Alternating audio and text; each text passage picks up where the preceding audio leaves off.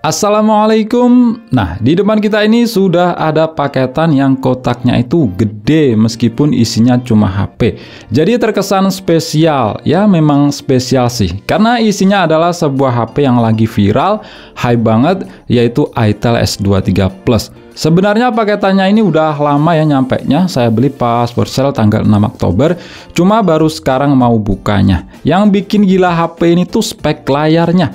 Layar lengkung panel AMOLED, sensor mindai sidik jari di dalam layar, Corning Gorilla Glass 5, harganya cuma 2 jutaan kecil. Bahkan pas sale saya dapat cuma 1,9 jutaan aja. Bikin geleng-geleng kepala. Kok bisa? Apa nggak rugi? Itu pun masih dapat beberapa bonus yang nanti kita lihat sama-sama. Padahal di HP dari brand lain harga segitu mungkin cuma dapat spare part layarnya aja ya. Sedangkan ini udah sepaket jadi HP yang spek lainnya juga mantap. Storage gede 256 GB. Dan di video kali ini saya juga akan review HP ini setelah penggunaan beberapa hari. Yuk lanjut kita buka. Penasaran saya dapat gift-nya itu apa aja? Nah, ini dia paket yang saya dapat. Pertama ada si HP-nya Itel S23 Plus yang boxnya kelihatan premium, gede tapi tipis. Terus dapat gift charger yang punya output 18 watt. Di sini keterangannya bisa buat Apple, Samsung, Tecno, Infinix, Nokia dan Xiaomi. Nah, saat dibuka udah dapat kabelnya juga ya. Terus dapat tempered glass. Di sini keterangannya bisa juga buat Infinix Zero 30. Modelnya ini lengkung dan jelas tempered glass model kayak gini harganya lebih mahal ya dibanding model flat. Kalau saya lihat di marketplace ada yang jual harganya hampir 100.000.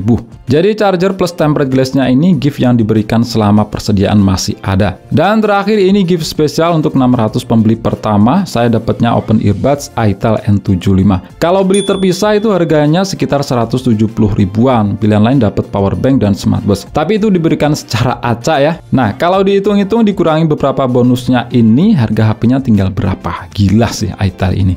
Oke, seperti ini ya untuk tampilan boxnya, perpaduan warna putih dan merah di bagian belakangnya. Di bagian depan ada tulisan yang gede banget S23 Plus, AMOLED Core Screen, 16 GB RAM, maksudnya ini udah total sama virtual RAM, yang aslinya ini 8 GB. Terus internal storage 256 GB, dynamic bar, dan ada juga NFC, mantap. Kemudian di bagian belakang ada keterangan spesifikasi yang lebih lengkap. Kalau kalian pengen baca, pause aja di bagian ini. Yuk lanjut kita buka. Wih, yang keren ini bukan bagian luarnya aja, tapi dalamnya juga mantap. Tersusun rapi dalam beberapa partisi. Partisi pertama ada kartu garansi dan buku panduan pengguna. Terus dapat hardcase transparan. Di sini bukan yang bening banget ya, tapi agak kabur. Terus ini dia si HP-nya Itel S23 Plus. Taruh dulu. Kemudian ada kabel USB warna putih, tipenya ini Type A to Type C. Dan partisi terakhir ada SIM ejector dan earphone. Jarang-jarang banget ya dapat earphone kayak gini. Bentuk colokannya ini Type C ya, bukan jack 3,5 mm. Jadi paket yang kita dapat komplit banget. Cuma dalam kotaknya ini nggak ada chargernya, dapatnya di luar tadi. Nah, sekarang kita lihat di HP-nya. Untuk harga 2 jutaan kecil asli, ini tuh desainnya cakep parah. Udah kayak HP yang harganya di atas 5 juta. Kalian bisa lihat sendiri layarnya ini melengkung. Begitupun juga bagian belakangnya yang melengkung ke samping. Jadi handlingnya itu enak, rasa nyaman aja. Nah, untuk warna yang saya punya ini elemental blue, warna lain ada Lex Cyan. Di sini bahannya dari plastik, tapi finishingnya menyerupai kaca, ngedoff bukan yang glossy. Cuma untuk model kameranya gede banget, bulatan bobanya melebihi yang ada di iPhone. Oke, kita cek dari sisi per sisi. Di samping kanan ada tombol power, yang di atasnya ada tombol pengatur volume. Di sisi atas kosong aja. Hanya ada tulisan kecil design by Itel, detail kecil yang menambah kesan cakep. Ini kayak di Vivo V27. Terus di sisi kiri polosan aja, dan di sisi bawah ada slot SIM tray, lubang mikrofon, port USB Type-C, dan lubang untuk speaker. Nah, untuk tipe slot SIM-nya ini dual SIM ya, tanpa menyediakan slot micro SD. Oh ya, tadi juga nggak punya lubang jack audio 3,5 mm ya, jadi udah kayak HP flagship aja. Terus di bagian belakang ada tulisan super, nggak tahu maksudnya super apa. Ada 2 kamera, LED flash, dan buletan sebagai hiasan aja, hanya buat pemanis. Terus di bagian depan dari bawaan layarnya ini udah tertempel screen protector, pakainya model hidrogel ya. Jadi itu lebih bagus daripada yang model plastik biasa. Terus ada kamera, lubang untuk earpiece, dan sensor-sensor. Yuk lanjut kita nyalakan. Oke, jadi HP ini sudah saya gunakan dalam beberapa hari dan juga udah saya lakukan beberapa tes. Nah, untuk layarnya ini asli cakep parah. Kamera model punch hole, layar melengkung kanan kiri, terus bezel atas dan bawah simetris, tipis banget. Untuk ukuran layarnya 6,78 inch, resolusi Full HD+, panelnya AMOLED, sudah terproteksi Corning Gorilla Glass 5, dan gilanya lagi fingerprint in display, HP termurah yang punya sensor mindai sidik jari di dalam layar untuk saat ini. Performanya udah oke banget ya di harganya, selama pemakaian hampir nggak pernah gagal, selalu akurat. Cuma memang kecepatannya nggak bisa dibandingkan dengan fingerprint in display HP kelas atas, tapi masih lebih cepat dan akurat dibanding fingerprint in display awal-awal keluar kayak di Lenovo Z6 Pro dan Redmi K20 Pro yang pernah saya coba. Terus untuk kualitas layarnya khas AMOLED ya, warnanya itu tajam, nggak kalah sama AMOLED HP yang harganya itu 3-4 jutaan. Cuma memang kecerahan maksimalnya di bawah rata-rata AMOLED zaman sekarang ya, di sini hanya 500 nits. Tapi tetap di bawah sinar matahari itu masih terlihat jelas dan masih lebih jelas dibanding 600 nitsnya IPS. Untuk suhu warnanya di sini nggak bisa diubah ya, di pengaturan nggak ada. Tapi untungnya karakternya itu bukan yang cool kayak di Infinix Note 11 yang bikin mata itu cepet capek kalau dilihat agak lama. Di sini agak kewam, adem di mata. Terus untuk refresh rate masih 60 Hz, dari kemampuan prosesor mentoknya memang 60 Hz di resolusi Full HD. Andai aja dikasih opsi atur resolusi layar kayak di ZTE Blade V50 Design akan lebih mantap ya, Full HD 60 Hz atau HD 90 Hz. Kalau untuk touch sampling dites bisa sampai di atas 320 Hz dengan rata-rata 250 Hz. Tergolong tinggi untuk ukuran refresh rate 60 Hz. Terus untuk multi touch ini pertama kali ya nemu di keluarga Transcend Holdings yang dari dulu itu mentok 5 titik sentuhan aja. Ini malah udah 10 titik sentuhan. Moga kedepannya bakal seperti ini. Cuma kalau diajak main real drum di sini malah kerasa delay, nggak enak lah. Memang ada beberapa HP dari brand lain kalau ketemu aplikasi real drum delay. Padahal buat main game aman-aman aja. Untuk nonton video SDR di YouTube belum bisa ya, karena prosesornya memang belum support. Jadi bukan masalah layarnya. Dan untuk kualitas speaker mononya ini biasa aja, jujur kerasa banget murahnya. Sekelas dengan HP Itel yang harganya di bawah sejuta, agak sember. Detailnya itu kejar-kejaran, maksimal volume yang masih aman didengarkan di 75%. Kalau udah di atasnya atau bahkan full, memang powernya kenceng tapi detailnya ancur-ancuran. Sembernya makin kerasa.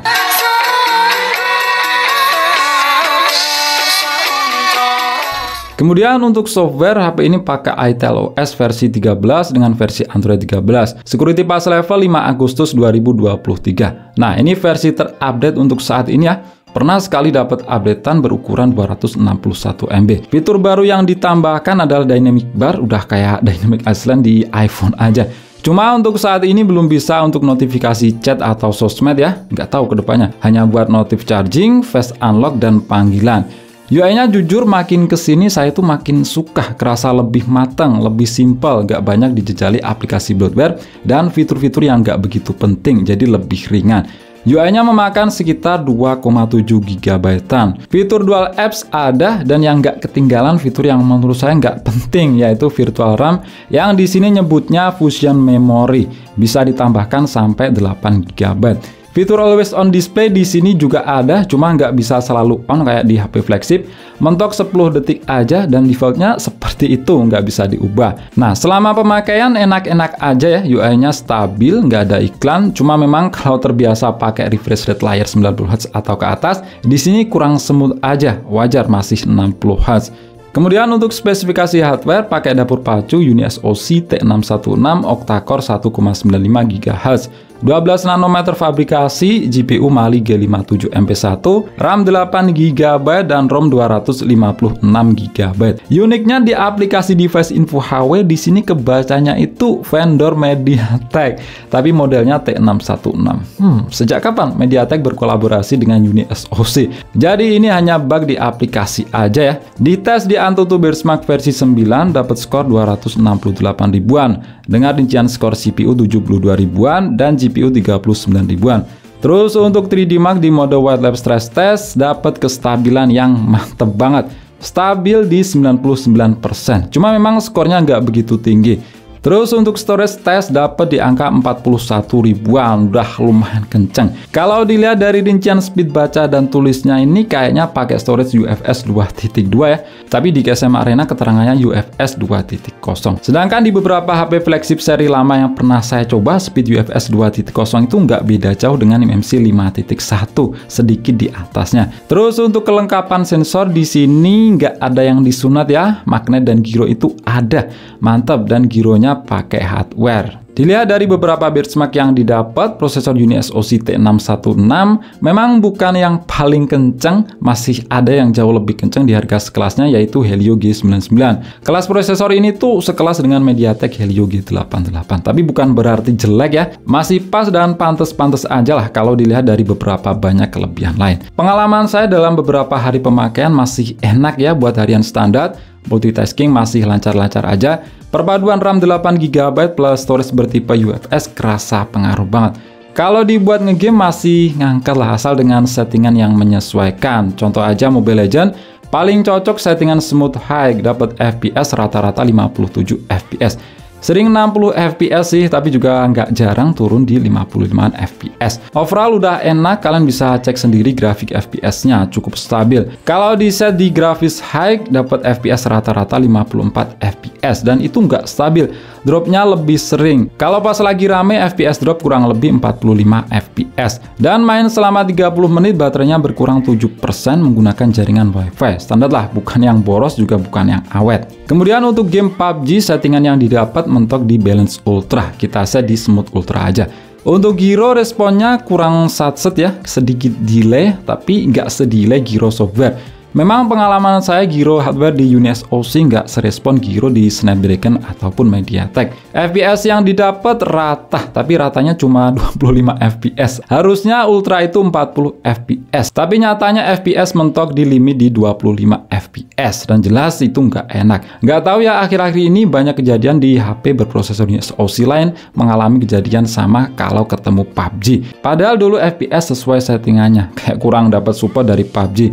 Ultra tapi 25 FPS. Di Nubia Neo 5G pun yang pakai UniSoC T820 itu ekstrim tapi dikunci 40 FPS. Kalau buat game yang lebih berat kayak Genshin Impact, setting lowest 30 FPS di sini malah lebih enak, lebih playable daripada PUBG tadi. Dapat FPS rata-rata 27 FPS, kalian bisa lihat sendiri grafik FPS-nya. FPS drop di kurang lebih 20 FPS jelas ada, tapi itu nggak sering, seringnya di atas 25 FPS. Dan dibuat main game sejam lebih pun FPS tetap stabil ya, maksudnya itu nggak makin lama makin turun ngedrop. Bagusnya stabilnya ke bawah juga ke suhu HP ini ya, mentok di 39 derajat Celcius sampai lama pun, jadi anget-anget aja bukannya panas. Tapi wajar juga sih settingan lowest 30 FPS, kalau rata kanan jelas itu bakal lebih panas. Lanjut ke bagian kamera, punya kamera belakang beresolusi 50 megapiksel bukaan f/1.6.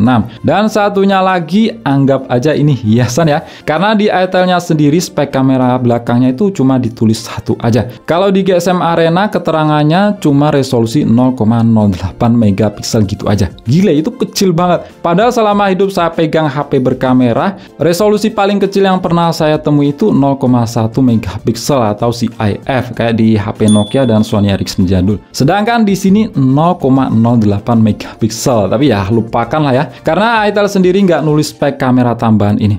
Dan untuk kamera depan punya resolusi gede 32 megapiksel bukaan f/2.0. Tapi perlu diingat, resolusi lebih gede nggak pasti hasilnya itu lebih bagus.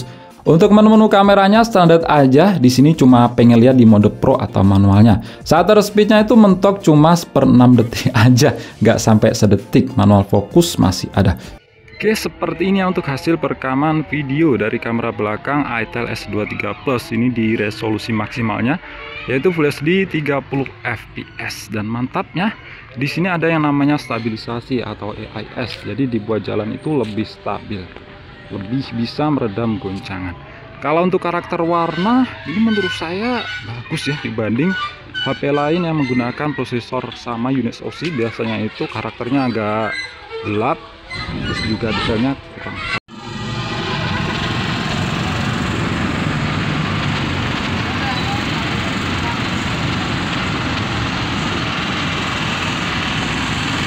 Sedangkan ini untuk hasil perekaman video dari kamera depannya, resolusinya itu sama Full HD di 30 fps dan ada juga yang namanya itu AIS.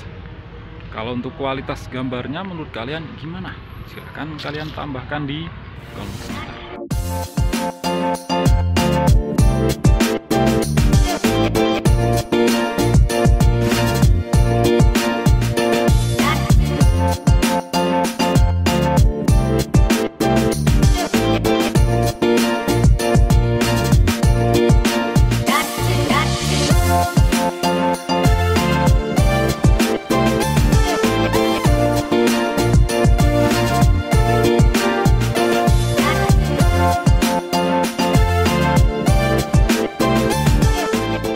Terakhir bagian baterai. HP ini punya baterai berkapasitas 5000 mAh, fast charging 18 watt. Kalau screen on time tiap orang punya hasil yang berbeda-beda tergantung penggunaan. Sebagai gambaran aja, dites di aplikasi PCMark dapat baterai life 11 jam 31 menit. Ini jaringan data menggunakan WiFi ya. Kalau pakai seluler pasti lebih boros lagi. Hasil segitu standar lumayan awet ya, nggak yang boros juga nggak yang awet banget. Kemudian untuk lama pengisian daya menggunakan charger bawaan itel 18 watt, dari 3% sampai penuh butuh waktu 2 jam kurang 2 menit. Jadi anggap aja 1% sampai penuh butuh waktu 2 jam pas. Untuk ukuran fast charging 18 watt baterai 5000 mAh ini tuh tergolong cepat ya, karena banyak di HP lain sama-sama fast charging 18 watt baterai 5000 mAh butuh waktu yang lebih lama, biasanya 2 jam lebih. Oke, itu aja ya untuk video kali ini, unboxing dan review itel S23 Plus. Gimana menurut kalian HP ini di harganya? Silahkan tinggalkan komentar. Klik like jika kalian suka dan share jika kalian rasa video ini bermanfaat. Kita jumpa di video selanjutnya dan wassalamualaikum warahmatullahi wabarakatuh.